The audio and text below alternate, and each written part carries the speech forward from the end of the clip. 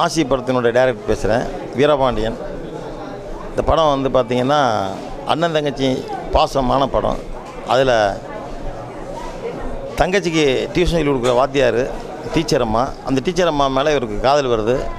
தன்னை வந்து ரொம்ப நேசிக்கிற தான் தாய் மாமனை விட்டுட்டு அந்த டீச்சரை லவ் பண்ணுறாரு. தங்கச்சிக்கு பிடிக்குது. தங்கச்சி இந்த காதலை சேர்த்து வைக்கணும் போராடுது. அந்த நேரத்தில் தாய் மாமனை அடிக்கிறவர் ராஜ் கபூர்.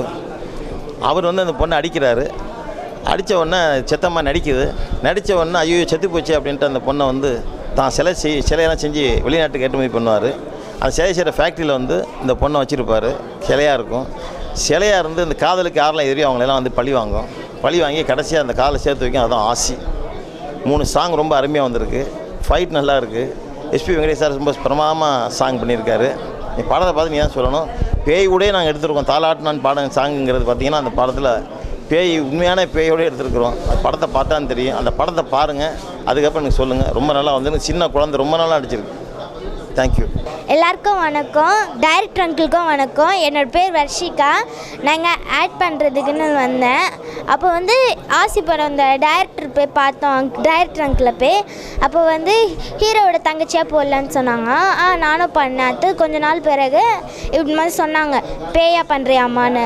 அப்போ வந்து பேயா பண்ண சமயம் ஒரு வீட்டுக்கு கூட்டிகிட்டு போனாங்க. அந்த வீட்டில் வந்து செம்ம பயங்கரமாக இருந்துச்சு. ஏன்னா அந்த வீட்டில் வந்து ஒரு ரூமில் வந்து தனியாக சவுண்டு வரும். நைட் ஷூட்லாம் வச்சுருந்தாங்க.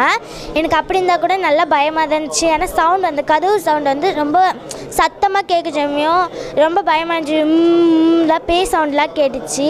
எனக்கு அப்படி இருந்தாலும் செம்ம பயம். எப்படியோ ஒரு அண்ணாவை பின்னாடி நிற்க வச்சு தான் அந்த ஷார்ட் பண்ணோமே. அடுத்தது ஒரு நாள் ஷார்ட் முடிஞ்சு பிரேக் விட்டாங்க. பிரேக் விட சமயம் இது மாதிரி சாப்பாடு வந்து காலி ஆகிட்டோன்னே இது மாதிரி கேட்க போனோம்.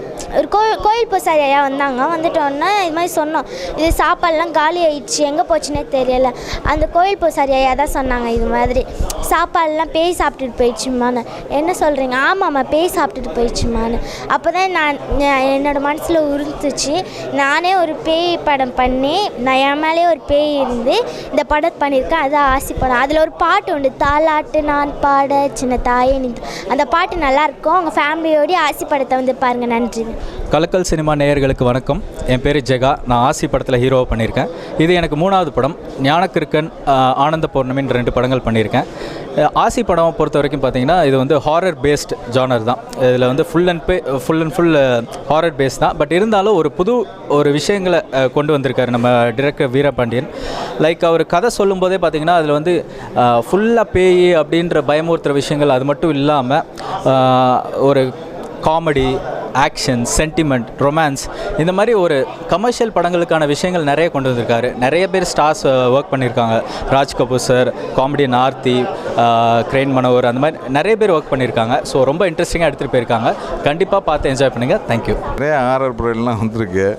நான் வந்து அரண்மனை 1, அரண்மனை 2, விசில்ங்கிற படத்துலலாம் நடிச்சிருக்கேன். ஸோ என்னுடைய கேரக்டர் வந்து அதில் வந்து பர்டிகுலராக பேசப்படுற லெவலுக்கு இருந்துச்சு. அதே போல் இந்த கதையில் வந்து இந்த கதையின் ஆல்மோஸ்ட் நாயகனாக கூட நான் இருக்கேன். ஏன்னா வந்து எனக்கும் அந்த பேய்க்கும் நடக்கிற போராட்டம் தான் வந்து கதை. ஸோ இதில் வந்து என்னால் முடிஞ்ச அளவுக்கு வந்து ஹியூமர் பண்ணுறதும் சரி, ஆக்ஷன் பண்ணுறதும் சரி, பர்ஃபார்மன்ஸ் எல்லாமே வந்து எனக்கு பேய் கூட நான் அவ்வளோ காம்படிட்டேட் பண்ணியிருக்கேன். ஸோ எனக்கும் பேய்க்கு நடக்கிற சண்டை தான் இது. இந்த படம் நிச்சயம் வெற்றி பெறும்.